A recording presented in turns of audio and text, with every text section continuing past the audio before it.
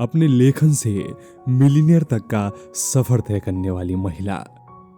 जी हाँ दोस्तों, हम बात कर रहे हैं दुनिया की सबसे फेमस राइटर में से एक जोहान जेके रॉलिंग उर्फ जॉन कैथलिन रॉलिंग, जिनके नॉवेल को 20वीं सदी का सबसे प्रसिद्ध नॉवेल माना जाता है। साथ ही इसे best selling book all the time का अवार्ड भी मिल चुका है। जेके रॉलिंग एक ब्रिटिश नॉवेल राइटर और फिल्म निर्माता है। वह विश्व में सबसे ज्यादा पढ़े जाने वाली हैरी पॉटर नॉवेल की लेखिका है। उन्होंने अपने जीवन में एक बहुत बुरा दौर देखा है, लेकिन आज अपनी लेखनी की बदौलत रॉलिंग न सिर्फ विश्व की सबसे प्रसिद्ध लेखिकाओं में शुमार है, बल्कि उनकी गिनती विश्व के सर्वाधिक अमीर और प्रभावशाली व्यक्तियों में होती है। नमस्कार, मैं हूं आपका दोस्त शिवम और फिर हाजिर हूं एक और कहानी के साथ। तो चलिए हैरी पॉटर की जादुई दुनिया की रचयिता जेके रॉलिंग की इंस्पायरिंग कहानी शुरू करते हैं। दोस्तों, इस कहानी की शुरुआत 31 जुलाई 1965 में इंग्लैंड के यर्ड शहर में जोना जेके रॉलिंग के जन्म के साथ होती है। जन्म के बाद उनका नाम जोहान मुरिया रखा गया। उनके पिता Peter James Rowling aircraft engineer और माता एनी रॉलिंग साइंस टेक्नीशियन थी। उनकी छोटी बहन डियाना का जन्म उनके जन्म के 2 वर्ष के बाद हुआ था। वे महज 4 साल की थी जब उनका परिवार यर्ड के पास के गांव में विटर ब्राउन में जाकर बस गए थे। वहीं के माइकल प्राइमरी स्कूल से उनकी स्कूली शिक्षा प्रारंभ हुई। बचपन से उनकी कहानियों में रुचि व खुली आंखों से सपने देखा करती थी और अपनी काल्पनिक कहानियां लिखा करती और बचपन की साथ ही छोटी बहन डियाना को सुनाया करती। बिकॉज उनकी कहानियां प्रकृति के निकट होती थी, इसलिए उनमें पेड़ पौधे, जीव जंतु और बच्चे ही मुख्य पात्र होते थे। आपको ये जानकर हैरानी होगी कि उन्होंने अपनी पहली किताब रैबिट मात्र 6 वर्ष की उम्र में लिख दी थी। जी हाँ, जो एक खरगोश की कहानी थी। मात्र 11 वर्ष की उम्र में उन्होंने अपना पहला नॉवेल लिखा, जो 7 अभिशापित हीरो के बारे में था। वेडेन स्कूल से सेकेंडरी की शिक्षा पूरी करने के उपरांत 1982 में उन्होंने ग्रेजुएशन के लिए ऑक्सफोर्ड यूनिवर्सिटी में प्रवेश के लिए परीक्षा दी, लेकिन वहां पर उनके हाथ असफलता लगी। देन उन्होंने यूनिवर्सिटी ऑफ एग्जिटर में फ्रेंच पढ़ी और वापस इंग्लैंड में आ गई। हैरी पॉटर का आइडिया उनके दिमाग में मैनचेस्टर लंदन के सफर के दौरान आया और तुरंत ही इसे कागज में उतार लेना चाहती थी, किंतु उस समय उनके पास पेन नहीं था। आपको बता दें कि उस समय वह इतनी संकोची हुआ करती थी कि आसपास के किसी व्यक्ति से पेन भी नहीं मांग सकी। सफर पूरा कर घर पहुंचकर सबसे पहला काम उन्होंने इस कहानी को लिखने का किया। हालांकि वे बचपन से ही कहानियां लिखा करती थी, किंतु हैरी पॉटर की कहानी उनके दिमाग में बस गई थी। उसके बाद उन्हें जब भी समय मिलता वे इस कहानी पर निरंतर काम किया करती। दूसरी ओर रॉलिंग की माता बीमार चल रही थी। लंबी बीमारी के बाद 1990 में उनका निधन हो गया। रॉलिंग अपनी मां के बहुत करीब थी। उनका निधन उनके लिए किसी सदमे से कम नहीं था। वे अंदर से टूट गई थी और इंग्लैंड छोड़कर पुर्तगाल चली गई। वहां वे अंग्रेजी पढ़ाने लगी। वहीं उनकी मुलाकात एक टीवी जर्नलिस्ट जॉर्ज आरंटस से हुई और दोनों ने विवाह कर लिया। 1 वर्ष बाद उनकी बेटी जेसिका का जन्म हुआ। हालांकि वैवाहिक जीवन उनके लिए सुखद नहीं रहा। वे घरेलू हिंसा का भी शिकार रही। विवाह के मात्र 13 माह के बाद एक दिन सुबह 5 बजे उनके पति ने उन्हें घर से बाहर निकाल दिया। उनकी बच्ची उस समय मात्र 13 माह की थी, जिसे लेकर वे अपनी बहन के घर एडिनबर्ग चली गई। जी हाँ, उस समय उनके पास सिर्फ एक सूटकेस और उसके novel Harry Potter and the philosopher stone की मैन्युस्क्रिप्ट के 3 चैप्टर ही थे। विवाह टूटने के बाद रॉलिंग बहुत तनाव में आ गई थी।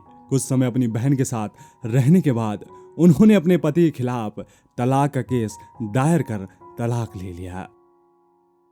जी हाँ, यह उनके जीवन का बेहद कष्टप्रद दौर था। पति से उनका तलाक हो चुका था। एक छोटी बच्ची की जिम्मेदारी उनके ऊपर पूरी तरह से आ गई थी और कोई काम हाथ नहीं आ रहा था। वह पूरी तरह से सास की सहायता पर निर्भर थी। ऐसे में आशा की एकमात्र किरण उन्हें हैरी पॉटर पर आधी लिखी मैन्युस्क्रिप्ट में नजर आई और उन्होंने फैसला किया कि वो इसे पूरा करेंगी। अपनी बच्ची को टहलाते हुए वो अक्सर अपने अपार्टमेंट के पास के एक कैफे में जाती और जब उनकी बच्ची सो जाती वो लिखने बैठ जाती। मैन्युस्क्रिप्ट को पूरा करने के बाद उन्होंने एडिनबर्ग यूनिवर्सिटी के मोरिया हाउस ऑफ एजुकेशन में टीचिंग ट्रेनिंग कोर्स ज्वाइन किया। लेकिन दोस्तों, रॉलिंग के संघर्ष की कहानी यहीं खत्म नहीं होती। उन्होंने Harry Potter the philosopher stone की मैन्युस्क्रिप्ट कई लिटरेरी एजेंटों और प्रकाशकों के पास भेजी, लेकिन सब ने सोचकर उसे रिजेक्ट कर दिया कि बच्चों की काल्पनिक कहानियों में वो दम नहीं होता जो पाठकों को आकर्षित कर सके। करीब 12 प्रकाशकों के द्वारा उनकी मैन्युस्क्रिप्ट को नकार दिया गया, लेकिन रॉलिंग ने हार नहीं मानी और अपनी मैन्युस्क्रिप्ट को एजेंटों को लगातार भेजती रही। फाइनली जब रॉलिंग की मैन्युस्क्रिप्ट लंदन के ब्लूम्सबरी पब्लिशिंग हाउस गई तो वहां के चेयरमैन ने उसके 3 चैप्टर अपनी बेटी को पढ़ने के लिए दिए, जिसे पढ़ने के बाद उस बच्ची ने तुरंत ही आगे के चैप्टर की मांग कर दी।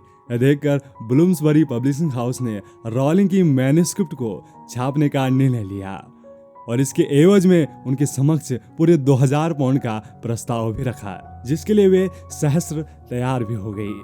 उस दौर में एक महिला के लेखक के रूप में सफल होने की संभावना बहुत कम हुआ करती थी, जिसे देखते हुए उनके नोवेल में उनका नाम पूरा न छापकर J.K. रॉलिंग छापा गया। Joanne Catherine Rowling. अपनी दादी से विशेष लगाव होने के कारण उन्होंने उनका नाम अपने नाम के साथ जोड़ लिया था। इस तरह J.K. रॉलिंग के नाम से लेखिका के रूप में उनकी नई शुरुआत हुई। हैरी पॉटर की सफलता। 1997 में जब उनका novel Harry Potter and the philosopher stone छपकर बाजार में आया, तब भी अधिकांश पब्लिशरों का यही कहना था कि बच्चों और जादुई कारनामों पर केंद्रित यह नॉवेल नहीं चलने वाला। किंतु सबकी भविष्यवाणी को गलत साबित करते हुए वो नॉवेल न सिर्फ बच्चों में बल्कि सभी वर्ग के पाठकों में बहुत लोकप्रिय हो गया। स्कॉटिश आर्ट काउंसिल उनके काम में इतनी मुग्ध हुई कि उन्होंने हैरी पॉटर की पूरी सीरीज को लिखने के लिए उन्हें रॉलिंग को ग्रांट प्रदान की। समय का पहिया उसके बाद ऐसा घुमा कि रॉलिंग पर पुरस्कारों की एक के बाद एक झड़ी लग गई। हैरी पॉटर के कारनामों से सजा उनका रोमांचक novel Harry Potter and the philosopher stone कई लिटरेरी चार्ट पर बेस्ट सेलर में शुमार रहा। जी हाँ, स्थिति यह हो गई कि कभी उसके मैन्युस्क्रिप्ट को नकारने वाले पब्लिशिंग हाउस में उनके नॉवेल के प्रकाशन अधिकार खरीदने के लिए बोलियां लगने लगी। अमेरिका में उनके नॉवेल के प्रकाशन अधिकार करीब $1 लाख में बिके। इतनी ऊंची बोली शायद ही कभी किसी नॉवेल की लगी हो। वहां उनका novel Harry Potter and the sources stone के नाम से छपा और बहुत लोकप्रिय हुआ। जी हाँ, उसके बाद जो हुआ वो इतिहास है। हैरी पॉटर सीरीज के 7 और नॉवेल छपे और सभी को रिकॉर्ड तोड़ सफलता मिली। उनके द्वारा लिखे गए हैरी पॉटर सीरीज के 7 नॉवेल के फिर निर्माण के अधिकार वार्नर ब्रूस ने खरीद लिए और हैरी पॉटर सीरीज की 8 फिल्मों का निर्माण किया गया। पहली फिल्म 2001 में रिलीज हुई और अंतिम 2011 में। सभी फिल्में बहुत लोकप्रिय हुई और सफल साबित हुई। बहरहाल हैरी पॉटर पर लिखे अपने नॉवेल की बदौलत रॉलिंग न सिर्फ विश्व की सबसे प्रसिद्ध लेखिकाओं में शुमार हुई, बल्कि उनकी गिनती विश्व के सर्वाधिक अमीरों और प्रभावशाली व्यक्तियों होने लगी। J.K. रॉलिंग अपनी कमाई का एक बहुत बड़ा हिस्सा सामाजिक कार्यों में दान कर देती है। 2014 में उनकी कुल संपत्ति $1 अरब आंकी गई। ब्रिटेन की महारानी से भी ज्यादा अमीर कही जाती है। ये नॉवेल इतना लोकप्रिय हो गया। जी हाँ, असल में J.K. रॉलिंग ने मिथक और कल्पना की एक नई और अनोखी दुनिया बनाई है। इसका मुख्य पात्र हैरी पॉटर है। ये दुनिया जादू और चमत्कार से भरी पड़ी है। हैरी पॉटर खुद एक अनाथ जादूगर है और वह तंत्र मंत्र जादू टोनों के विश्वविद्यालय हॉगवर्ट्स जाता है। कहानी हैरी की आतंकवादी शैतानी जादूगर वोल्डेमॉर्ट से दुश्मनी के बीच घूमती रहती है। इस सिलसिले में कुछ 7 उपन्यास हैं। 7 उपन्यासों के ऊपर कुल मिलाकर 8 फिल्में बनाई जा चुकी है, जो सुपर हिट रही है और साथ ही फिल्मों ने ऑस्कर भी जीते हैं। सामाजिक कार्य। इन सभी के साथ J.K. रॉलिंग कई सामाजिक और लोक कल्याणकारी कार्यों में अपना योगदान दे चुकी है। वे कई कैंसर और स्क्लेरोसिस केयर सेंटर की आर्थिक सहायता करती रही है। साथ ही वे इंटरनेशनल चिल्ड्रन चैरिटी लूमोस की संस्थापक और अध्यक्ष भी हैं। दोस्तों आज रोलिंग किसी परिचय की मोहताज नहीं है। एक समय था जब तनाव के कारण उनके मन में आत्महत्या करने का विचार भी आया था, और एक समय ऐसा भी आया जो रोलिंग ब्रिटेन की महारानी से भी अधिक धनवान हो गई। रोलिंग के जीवन की इस इंस्पायरिंग कहानी से हमें यही सीख मिलती है कि तमाम दुखों को सहते हुए अगर हम अपने काम में लगे रहें तो इसका फल हमें एक न एक दिन जरूर मिलता है। दोस्तों जेके रोलिंग का फर्श से अर्श तक पहुंचने का सफर अपने आप में एक मिसाल है।